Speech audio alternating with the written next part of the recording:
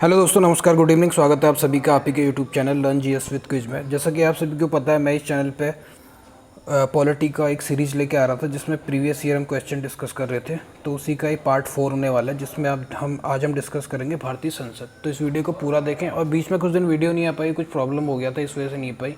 आइंदा से next time से अभी रेगुलर आएंगी। तो चलिए स्टार्ट करते हैं। आज का वीडियो भारतीय संसद के ऊपर है।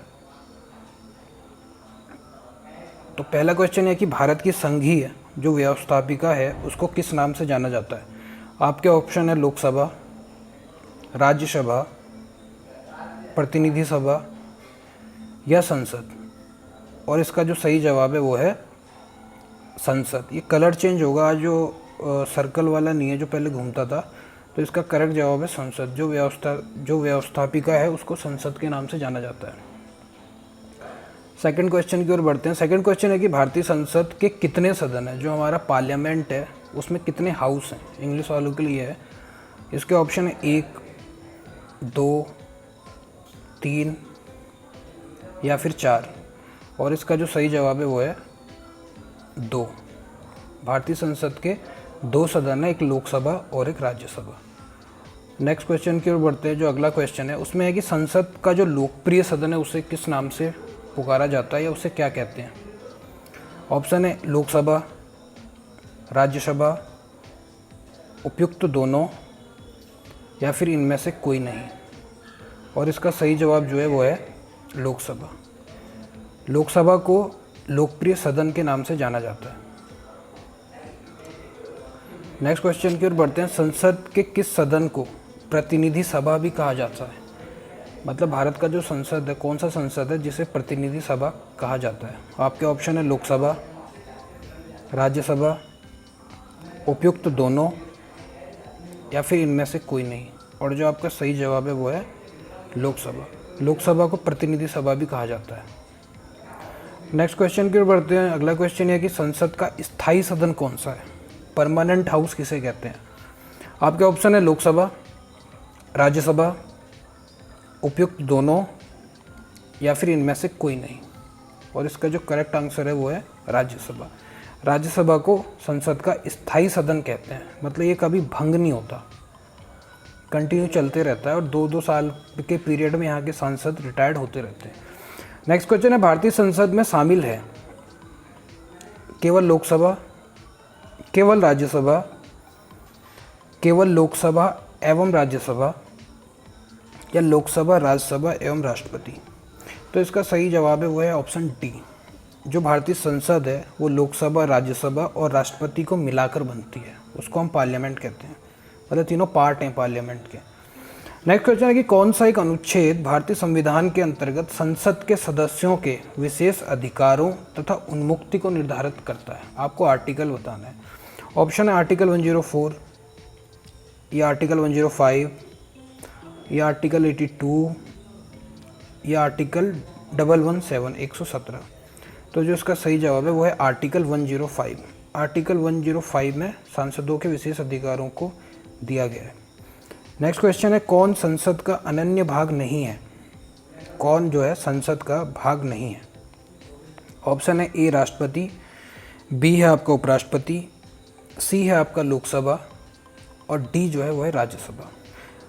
तो इसका जो सही जवाब है वो होगा उपराष्ट्रपति। अभी जो प्रीवियस क्वेश्चन था उसमें डिस्कस किया था हमने कि जो पार्लियामेंट है वो उसमें 3 लोगों से मिलकर बनती हो, एक लोकसभा, राज्यसभा और राष्ट्रपति से। तो उपराष्ट्रपति इसका सही जवाब होगा। उपराष्ट्रपति कोई पार्ट नहीं होता पार्लियामेंट का। नेक्स्ट क्वेश्चन है कि संघ के लिए एक संसद होगी जो राष्ट्रपति और दोनों सदनों से मिलकर बनेगी। यह किस अनुच्छेद में कहा गया है। आपको आर्टिकल बताना है कि किस आर्टिकल में कहा गया है कि जो पार्लियामेंट है वो राष्ट्रपति और लोकसभा, राज्यसभा से मिलकर बनेगी।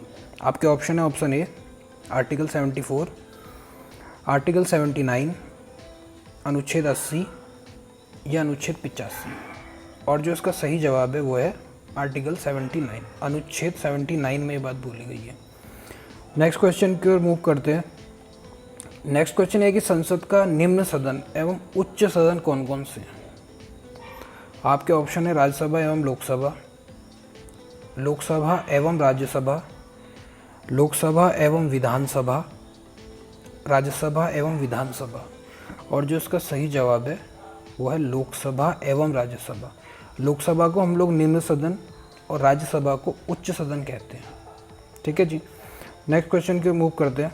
अगला क्वेश्चन है कि संसद को भंग करने के लिए कौन सक्षम है, मतलब किसके अंदर पावर है जो संसद को भंग कर दे, मतलब स्थगित कर दे। स्थगित तो नहीं कह सकते, मतलब विड्रॉ कर दे पार्लियामेंट को। ऑप्शन है राष्ट्रपति या उपराष्ट्रपति या फिर प्रधानमंत्री या फिर राज्यपाल। और जो इस क्वेश्चन का सही आंसर है वो है राष्ट्रपति। प्रेसिडेंट के पास ये पावर होता है कि वो संसद को भंग कर सकता है। ठीक है जी। नेक्स्ट क्वेश्चन की ओर मूव करते हैं। अगला क्वेश्चन है कि संसद में कितने सत्र होते हैं। ये आपको बताना है कि एक ईयर में संसद में वैसे कितने सत्र होते हैं। क्वेश्चन ये है, ए है बजट सत्र, दूसरा है मानसून सत्र, थर्ड है शीतकालीन सत्र जो अभी चल रहा है, रिसेंटली ख़त्म हो गया अब तो खैर, या उपयुक्त सभी। तो इसका जो करेक्ट जवाब होगा वो होगा ऑप्शन नंबर डी। ये तीनों जो होते हैं, बजट सत्र, मानसून सत्र, शीतकालीन सत्र, 3 सत्र होते हैं हमारी पार्लियामेंट में। ठीक है जी। नेक्स्ट क्वेश्चन की ओर मूव करते हैं कि संसद के 2 सत्रों के बीच अधिकतम कितना अंतराल दिया जा सकता है। मतलब अगर कोई 2 सत्र चलाने हैं, जैसे बजट हो गया या उसके बाद वाला जो है, तो इसके बीच में मैक्सिमम कितने टाइम का अंतराल होना चाहिए, डिफरेंस होना चाहिए। ऑप्शन है आपके ए जो है 1 महीना, बी है 3 महीना, सी 6 महीना और डी जो है वो है 12 महीना। और इसका जो सही जवाब है वो है 6 महीने। मैक्सिमम जो 2 सेशन होते हैं, जो 2 सत्र होते हैं, इनके बीच में मैक्सिमम डिफरेंस 6 मंथ का हो सकता है, इससे ज़्यादा का नहीं होता। नेक्स्ट क्वेश्चन है, आगे बढ़ते हैं। नेक्स्ट क्वेश्चन है, भारतीय संसद के दोनों सदनों की जो संयुक्त बैठक होती है किस संबंध में होती है। किस संबंध में होती है बताना है आपको। नंबर 1 संविधान संशोधन विधेयक, या नंबर बी होता है वित्त विधेयक, या नंबर सी होता है साधारण विधेयक, या ऑप्शन डी उपराष्ट्रपति का निर्वाचन। तो जो संयुक्त बैठक होती है, ये जब साधारण विधेयक फंस जाता है लोकसभा राज्यसभा के बीच में, तो राष्ट्रपति द्वारा ये हेड की जाती है मीटिंग। आर्टिकल 123 के में ये बात कही गई है। तो संयुक्त जो होता है वो राष्ट्रपति द्वारा बुलाई जाती है साधारण विधेयक में। नेक्स्ट क्वेश्चन भी उससे रिलेटेड ही है कि साधारण विधेयक से संबंधित गतिरोध को दूर करने के लिए संसद दोनों सदनों की संयुक्त बैठक कौन बुलाता है। ये बैठक बुलाएगा कौन। तो ऑप्शन राष्ट्रपति, बी है मंत्रिपरिषद, मिनिस्टर ऑफ काउंसिल कहते हैं जिसे, सी है लोकसभा स्पीकर जो होते हैं हमारे, सी है राज्यसभा का सभापति। तो इसका जो करेक्ट आंसर है वो है राष्ट्रपति।